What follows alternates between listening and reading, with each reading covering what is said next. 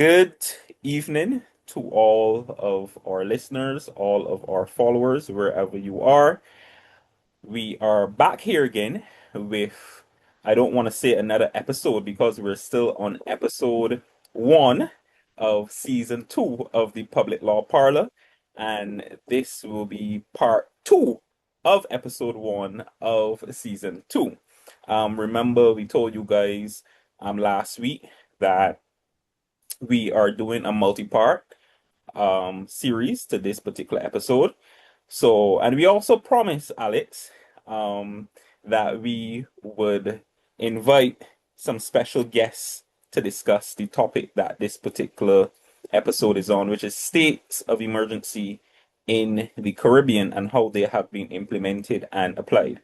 And so far, Alex, we can tell them that we are happy to say that we kept our promise.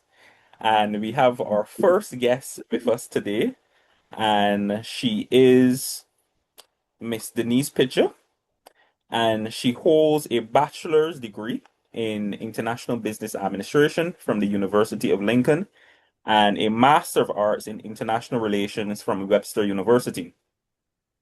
Her human rights career began with an internship at the United Nations High Commissioner for Refugees in India and later as a volunteer with Refugee Services of Texas.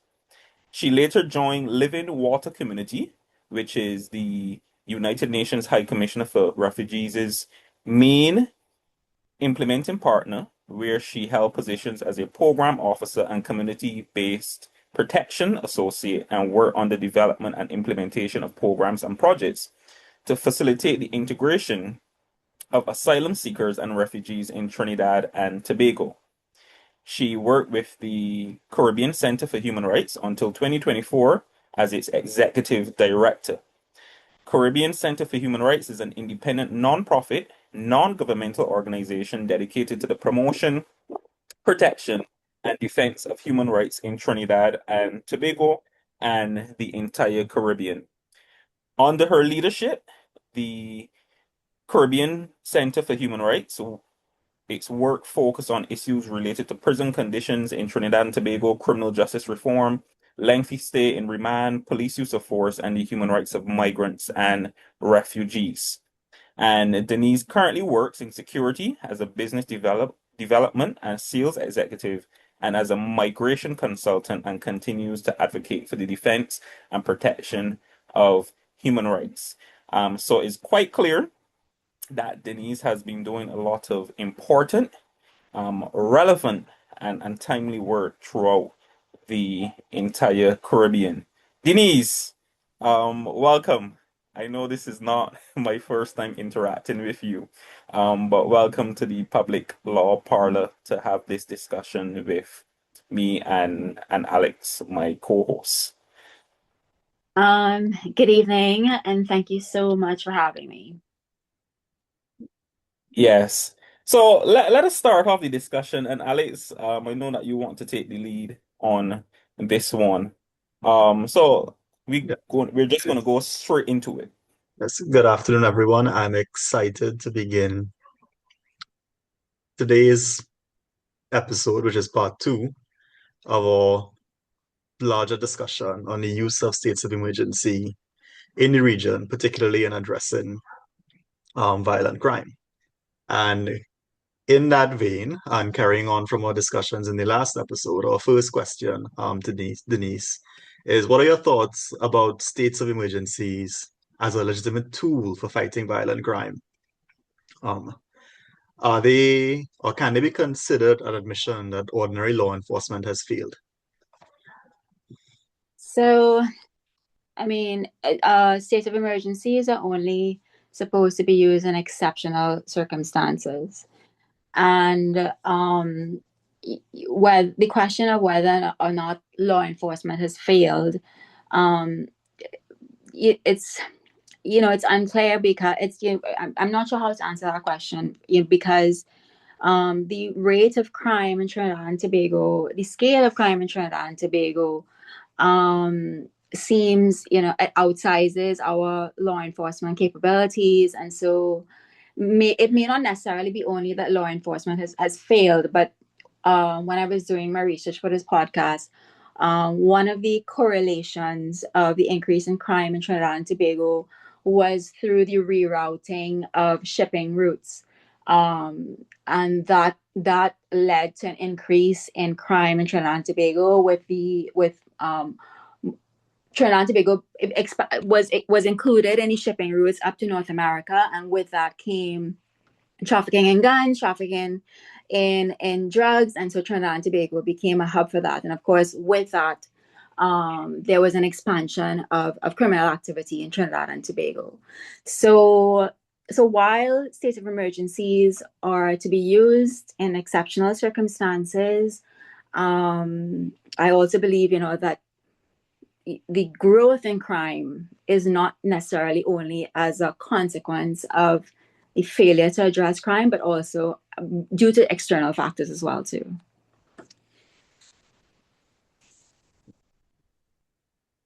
Okay, interesting. Any follow-up questions, Alex?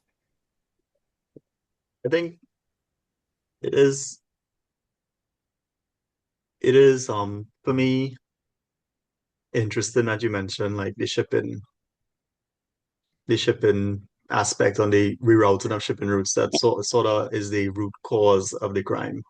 Um, because I think what we discussed last week was the court's position in many jurisdictions where uh, there's never a hard and fast rule on what um, is an emergency. Um, and I think, do you envision, at least as somebody living in Trinidad, Mhm. a way in which the crime situation as it currently exists could be addressed without having to resort to this sort of draconian approach?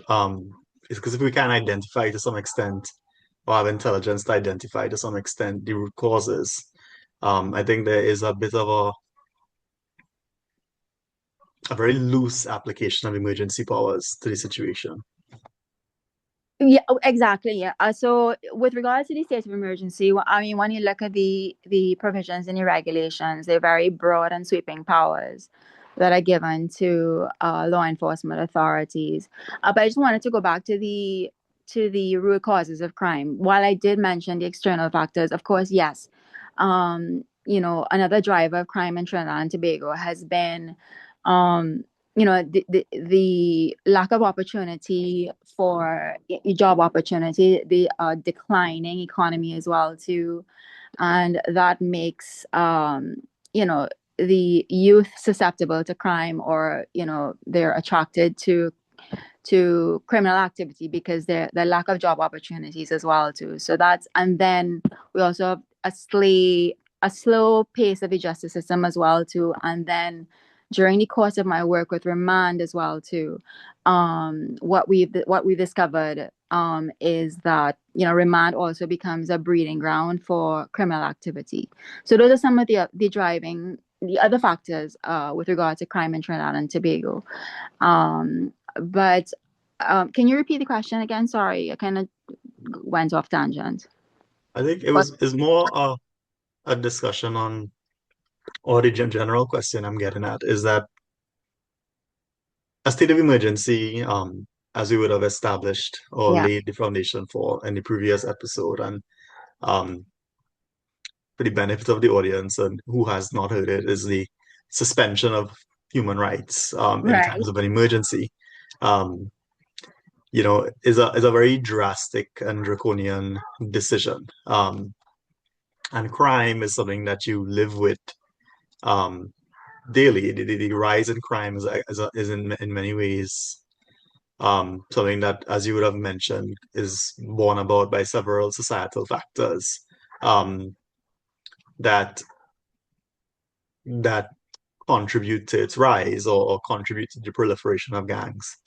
Um, it is, to me, it was more a question of the legitimacy or your thoughts on kind of in what circumstances or when would you think it would be legitimate or as a legitimate tool, because it's something that we grappled with, or the courts have been grappling with on when exactly is crime considered legitimate, a legitimate means as a legitimate emergency, sorry, for the purposes of declaration or the suspension of rights, particularly in countries such as Trinidad, where the causes of crime are more or less identifiable.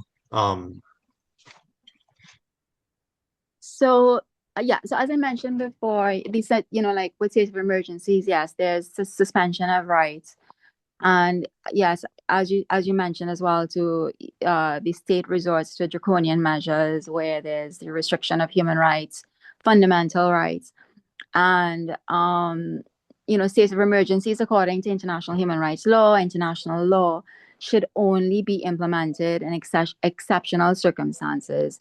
And I guess the state felt it was necessary um to establish a state of emergency because of the spike in violence and spike in murders and violent crime in Trinidad and Tobago, and that was the justification because the escalating rate of crime, it just seemed like to get it under control, only a state of emergency seemed like the last resort to at least stem the flow of violent crime in Trinidad and Tobago. But of course, the state of emergency, it has been under the current administration, has been ongoing now for almost a year, like just around 300 days. And so, there are real concerns about human rights and the suspension of human rights for such a long period of time. Okay, that's quite interesting, Denise, because it allows me to segue into the next question. Okay. And you're speaking about how long the state of emergency has been in existence in Trinidad. 300 days is a bit crazy because in some instances that's longer than the states of emergency you had around the COVID-19 pandemic. Yeah. So my question for you then is, at what point does a recurring state of emergency stop being an emergency, quote unquote, and becomes a normal method of governance? Well, I guess it's safe to conclude, based on the length of the state of emergency now that we have in Trinidad and Tobago, that it seems like, a normal state of governance because it's almost 300 days. I mean, a state of emergency is only supposed to be declared for a period of 15 days and then renewed for an additional 3 months. And so it's been ongoing now for an almost 300 days, and it was just recently renewed for an additional 3 months until September. And so this seems now to be the rule rather than the exception in terms of addressing crime in Trinidad and Tobago. Right, okay, so that's in Trinidad, but looking at it generally, Yeah. in your considered opinion, when would you say it should stop being an emergency? Or it would no longer or can no longer be considered an emergency? Or does it depend on the situation? Because there's certain situations that are so fluid. Again, to make reference to the COVID-19 pandemic, would you say it is fact or context specific, or there should be, as Alex said, a hard and fast rule? Well, I mean, I think sometimes it should be context specific, but at the same time too, we're under state of emergency for almost 300 days, and there's while they state, they claim that there's been a decline in crime, the crime rates have gone down. I mean, almost daily we have murders, robberies, so the crime is continuing. So is the state of emergency, the question then becomes, is the state of emergency effective in dealing with crime, or do we need to look at other options with regards to addressing crime? Because the nature of an emergency, state of emergency, is for an exceptional circumstance, and it's supposed to be for a limited period, and it's been ongoing. And based on what we're observing, crime is continuing unabated. And and because, as well, because of that, our rights, our constitutional rights, freedom of expression, freedom of movement, and all of these things are limited. And then, of course, there's also, the situation as well too with, sweeping powers given to the police as well too, and that leads to other human rights issues as well too. So then the question becomes, you have to balance, the suspension of rights for a prolonged period, and then addressing crime. And so if crime is continuing and the state of emergency doesn't seem to be effective, maybe there might be, you know, reason to reconsider a different approach. Yeah, I think that kind of lends into because I think there's a misconception that this state of emergency or these emergency powers that we currently exist under are meant to like make you feel safer in Trinidad.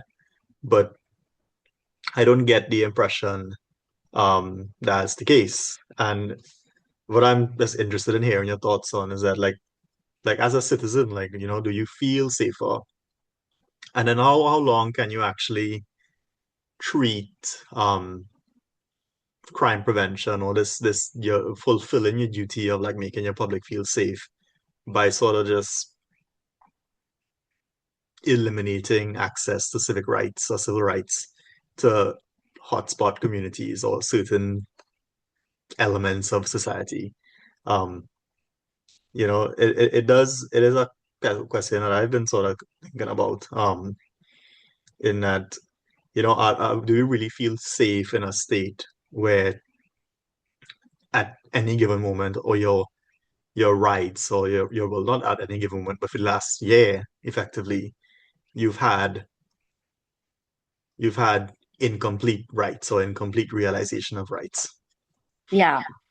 So that's the thing, right? So the state of emergency is supposed to make us as citizens feel more safe, but then now you have, you know, broad powers given to law enforcement authorities. And as we know, in Trinidad and Tobago, we have the police or the law enforcement. They tend to abuse that authority. And now, granted, these sweeping powers, I would say personally, for me, it's an even scarier situation, because now we have, law enforcement. They can enter your house without a warrant, and then the stop and search, and also, the provisions with regards to, what you say on social media in terms of influencing public opinion. So, and, if for example, we know some police officers, they abuse their authority, and given the sweeping powers that they have, I think, some citizens, at least I do feel, that you know uh, the police can also abuse their authority, and then, my rights are limited. And then, based on, the nature of detention under the state of emergency as well too, as we've seen with some citizens, where they've been arbitrary and prolonged indefinite detention, sorry. That's the other concern that we have in terms of our safety and security.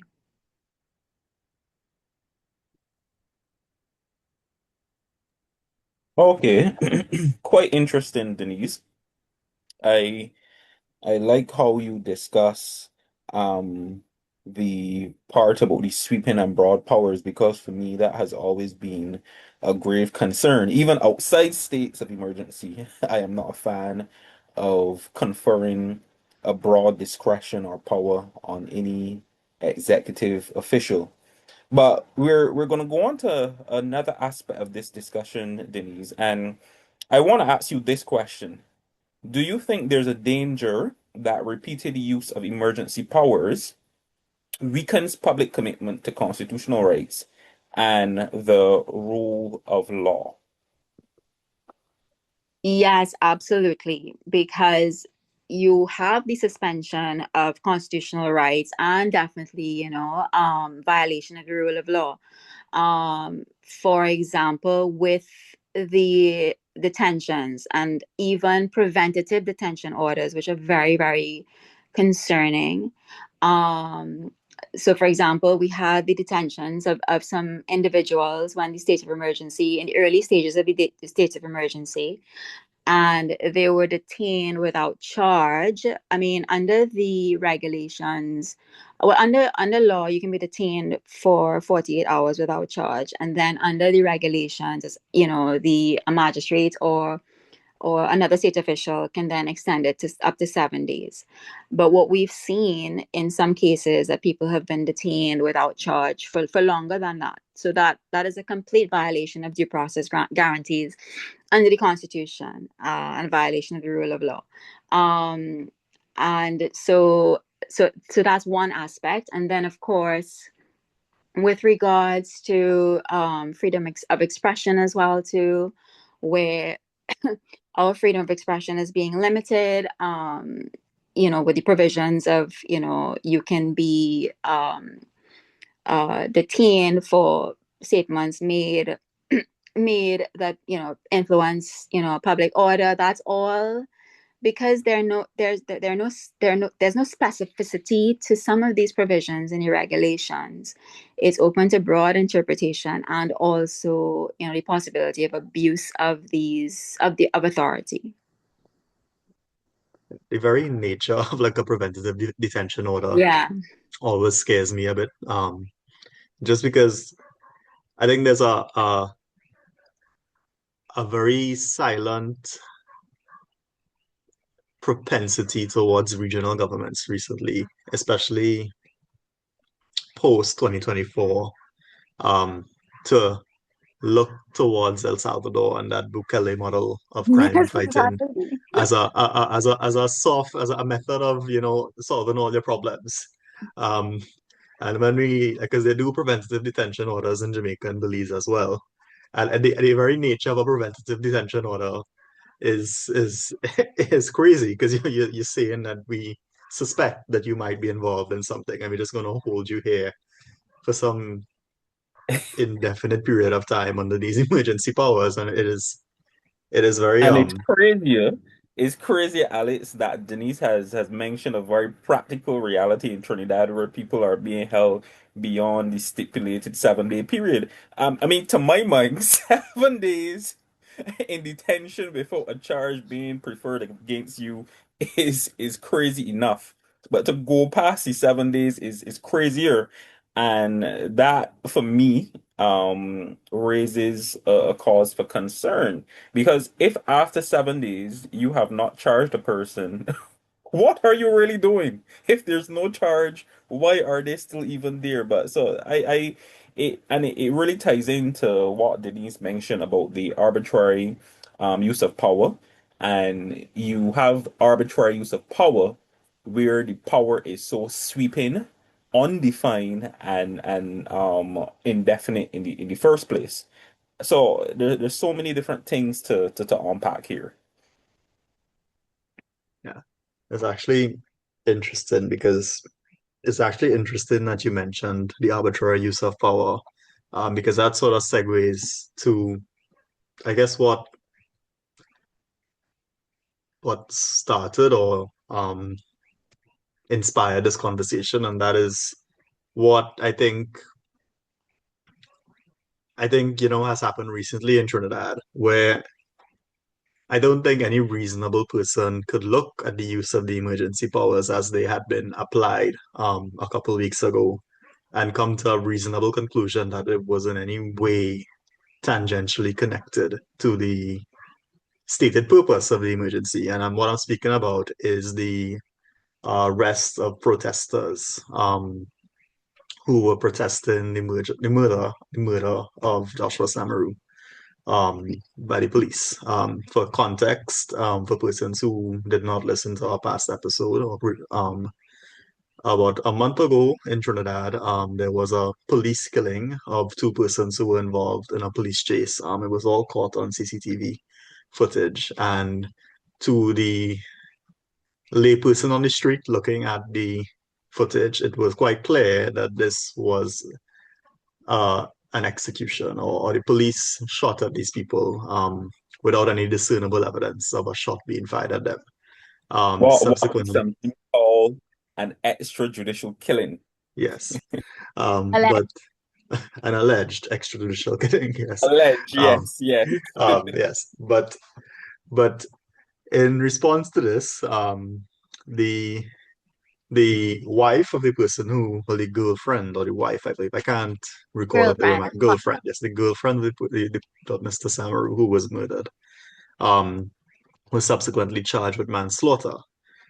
Something that the evidence did not really show, or the evidence that was available to the public.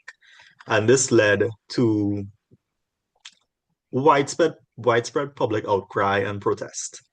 And the very same emergency regulations that were ostensibly having been passed to crack down on gang activity were now being turned, or have now been turned as a means of suppressing legitimate expression of discontent with the institutions of state, being the police, the DPP, the government. And it brings to the fore the the the the I guess the very the uncharted or the dangerous slippery slope you step on when you start using emergency powers as a legitimate form of governance, um, and how it can affect things like freedom of speech. And I would be interested to hear your thoughts on like that sort of pathway that we're going on, because crime has now suddenly sort of segued into suppression of speech very quickly and somewhat easily. So yes, I agree with you.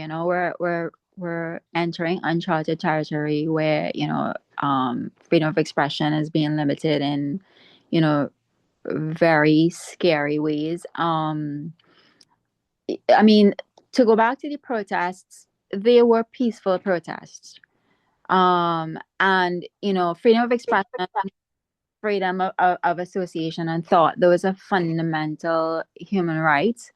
And freedom of expression is the bedrock of a democracy. It's essential to democracy. It's essential to holding state officials accountable. It's part of the democratic process. We tend to think that democracy ends with voting, but no, democracy can. It's a participatory process beyond just elections, where you continue to voice concern, voice dissent, challenge authority, hold authority accountable. And so freedom of expression is essential in protecting democracy and democratic freedoms. So on the other side of that as well too, freedom of expression is already limited in law in Trinidad and Tobago. So by through Sedition Act and through offenses against the person with regards to threats. And so none of those factors, were part of what was happening with the protests. They were peaceful protests. The protesters were also very familiar and sophisticated in their knowledge of the law when they were conducting the protests. So much so that they were schooling the police officer about their rights. So they knew what their rights were within the law, and they knew what to do and what not to do. And so my thoughts on the suppression of freedom of expression there, it was disproportionate, not even disproportionate. It was an abuse of authority, because it was peaceful protest, and there was no threat. And then also there's now the designation of 15 locations as well too. The justification for those designations, again, that would be like if there was some credible threat or threat of violence. And again, that has never been a factor. And so the right to peaceful protest, is essential for democracy. And so the limiting of freedom of expression is something that should concern everyone in Trinidad and Tobago. Yeah, it is very concerning because it sort of it just it has shades of police state all over it. Because at no point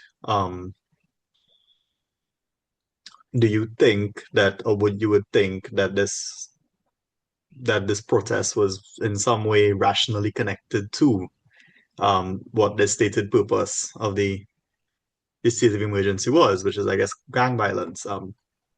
It is very concerning because it was done so easily and so conveniently, and it sort of underscores to me the the danger of these states of emergency being called respectively, because what you do is you lose the premium that you place on rights, and Yeah. that it the you weaken the rights you give to marginalized communities or crime hotspots, and you suspend the habeas corpus and the need for warrants, and you issue things like preventative detention orders. And that weakening over a prolonged period of time now makes it okay to, in a very unconnected way, limit your freedom of expression, not only in your right to protest, but where you can protest. Because like that sort of segues to the other question that we have is that, how effective can a protest be if you're now effectively limited from protesting outside any important government office in Port of Spain.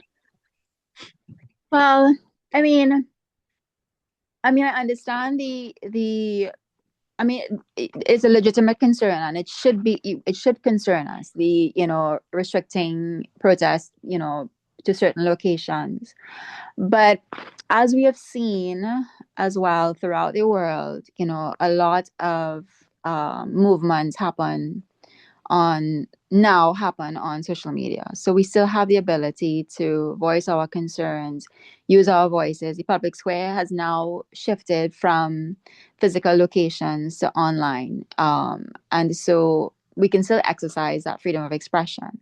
But but the fact that they are starting with physical locations, if we don't challenge this, it leads us down a slippery slope, because as we have seen with other countries, they also start to police people. I mean, right next door in Venezuela, for example, if you criticize or if you engage in dissent of some sort, you can be detained without charge indefinitely. It's happened to so many people in Venezuela, for example. And is that where we want to be as a nation?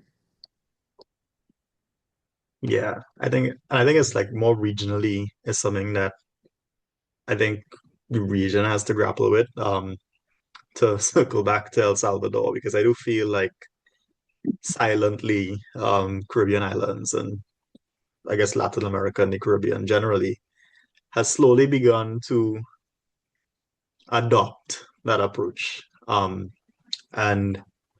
it's not as jarring or as in your face as El Salvador, but I do feel, you feel it every day where there's this sort of resignation towards we are going to suspend rights and create this police state as a last ditch sort of effort. And I don't think the public is aware No. what they're buying into. People, at least people who are kind of gung ho on this idea. Yeah, I don't think, this is something that I've had to like. I mean, like, I share things on my social media all the time about these developments happening in the region, with these extraordinary measures being taken by Latin American governments. So Bukele, for some reason, seems to be the model of effective crime prevention measures. And what many fail to realize is that the police are given such sweeping powers that you just need to be seen in public with someone or suspected of a crime, and or even have a tattoo, and you can be detained without charge. And I was reading, the statistics are at least 30% of the people detained in El Salvador have had no criminal record. That's a high percentage. And I mean, the thing about it is crime, it invokes a lot of emotion, because Trinbagonians are, and I guess in the region as well too, understandably frustrated. We feel like, every day there's murders and so much violence. Um, but it's important, as we're a democracy, and it's important to uphold the rule of law. And do we want to gamble with those types of numbers where 30% of the population is detained without charge indefinitely, without trial? That means anybody could be detained under Bukele type crime prevention measures. And Bukele is not an upstanding figure. He's a very he has ties to organized crime, and people need to do their research when they are looking to Bukele as the solution to crime in the region. Okay, so a lot has been said, and I've just been, sitting and listening, but I do have a few points to make here. So I will start by saying that based on what I've seen coming out of Trinidad, because I've been following, though I am not physically there, but thank God for social media, the benefits of social media. I have not heard the government of Trinidad and Tobago say anything that we don't know already. So the most obvious thing they have said in trying to justify the implementation of these new regulations after the protests was that, you know, during a state of emergency, you can limit rights because no right is absolute. Well, you can limit rights even outside of a state of emergency. So you're not telling us anything new there. What That the state of emergency allows you to do, or the powers under the state of emergency allow you to do, is to, I guess, be a bit more forceful and a bit more draconian in your approach. But at the same point in time, and I think this is why I always had an issue with the word suspension when it comes to rights in a state of emergency, because to my mind, suspension means that the particular thing ceases to exist or apply temporarily. During a state of emergency, even though we like to say suspension of rights, the rights are not necessarily being suspended, technically speaking. The rights are being limited, but perhaps to a greater extent than they would have been during a normal period. But suspension, I never really liked that word, and perhaps that is why these governments behave that way, because they see suspension as what it literally is. But Yeah. suspension is not what it is literally defined to be. And so, yes, we know that the rights to freedom of speech, the rights to um, association and assembly, expression, all these things can be limited, and you're granted more leeway during a state of emergency. But at the same point in time, as Alex mentioned, and we know this from the Freitas test that we spoke about during season one, there must be a rational connection between what you're trying to achieve by implementing the state of emergency and the measures that you are actually implementing to deal with the situation, or the measures that you're implementing to achieve that said objective. To my mind, in no universe, by no stretch of the imagination, can you say that engaging in a peaceful protest is inimical to national security. You can't create any logical or rational connection between a peaceful protest and gang violence or crime, unless, of course, and this is where evidence comes in. And during these kinds of situations, evidence is critical, especially if it is that the matter is taken before the court. The court is going to ask for evidence. There has been no evidence that the protests that these protesters have been engaging in actually resulted in any violence, in any destruction of property, in any what do we say in law, Alex? We say what do they call it? Um, Injury to person, right? None of that. So, to my mind, if it is that you're going to say there's a logical connection between the protests and the state of emergency, you at least have to come with one instance where this protest or these protests have led to some kind of violence or crime. And in the absence of that evidence, you're just simply abusing the power that you have under a state of emergency because it is absolutely preposterous. So I must admit that when I saw that situation and how the government responded to it, it really boiled my blood. Because at this point in time, you're just allowing the state of emergency to continue for absolutely no reason, because some could argue that crime has even gotten worse during the state of emergency, and you are just exercising the powers they're under to do whatever you feel like doing, right? Um, and then on top of that, it's not just that you're preventing the protests, but you're going as far as to arrest people who are part of the protests. You definitely have crossed what we call that constitutional line, which is, of course, we know all of these things boil down to a balancing exercise. And you must balance the interest of the state or the interest of national security, whatever it is that you're claiming or purporting to protect, and the fundamental rights and freedoms of the individual. Where that line is drawn, or where you strike that perfect balance, varies from situation to situation, country to country. And people will have different opinions on it, but I do believe that sometimes when we see it, we know it.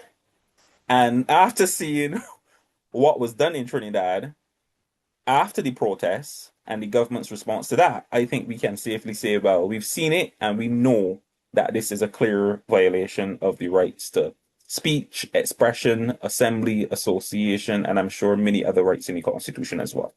All right. So more or less, we have come to the end of this part of the episode dealing with states of emergency. Denise, do you have any final or concluding thoughts that you would like to share on this entire situation, whether it is in relation to Trinidad specifically or how these states of emergency are being utilized in the Caribbean region at large? Well, it's clear based on, because the state of emergencies, they were also implemented under the previous administration, and crime continued. So, and for example, in Jamaica, the state of emergency, I think when I was reading, they did 20 extensions up until last year, which is insane. Um, Yeah. so, so that means that crime still continues, and it's these state emergencies are supposed to be for a limited time and for exceptional circumstances, and not the rule. And the fact is, we know this, data is there, evidence is there. um the reason, a lot of crime is happening because of, the declining economy, as I mentioned before, lack of job opportunity for youth. And then another thing too as well, when we look at the murder rates, the statistics, you have to disaggregate the murder rates, because you can't just look at all murders, in and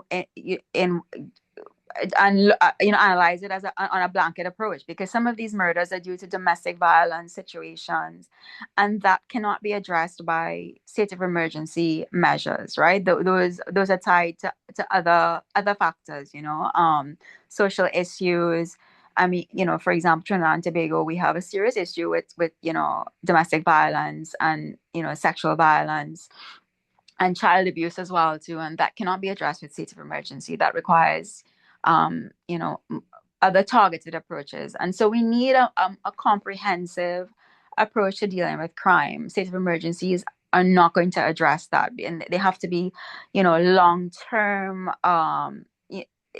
crime, it didn't happen overnight. It happened over a period of time, and as a consequence, it's going to require long-term measures, and state of emergencies are temporary measures. So the violence might decline somewhat during state of emergencies, but what the research has shown as well too is that once the state of emergency measures are lifted, violence, increases again, and then because of the gang structures as well too, they move out from one location and they go into another location, and then because of the internet and how organized crime is operating, through the internet as well too, they're able to mobilize very quickly as well too. So it's those, root causes of crime. Those are the things that need to be addressed in order to deal with crime, and through a comprehensive measure, and also through targeted approaches, with regards to domestic violence situations, etc. Yes, yes. It is a bit of a band-aid when you Yeah. think about it. Like it's just a quick application without really applying any sort of ointment or treatment. But thank you so much, Denise, for coming today as a Sunday evening that we're recording. So, we know most people and everybody probably has a lot of things to do today. So we're very grateful for you coming out and sharing a very valuable perspective with us. As we continue sort of looking into this situation in Trinidad and the wider region, on the use of states of emergencies in the region as a crime fighting mechanism. And I guess the larger conversation about how this recent trend affects the premium that we attach to rights. So we will catch you all next week as we interview another um, activist or attorney from the region who has similarly experienced states of emergencies for crime fighting within their country. Okay, bye. Thank you for having me. Yes, bye. Thank you.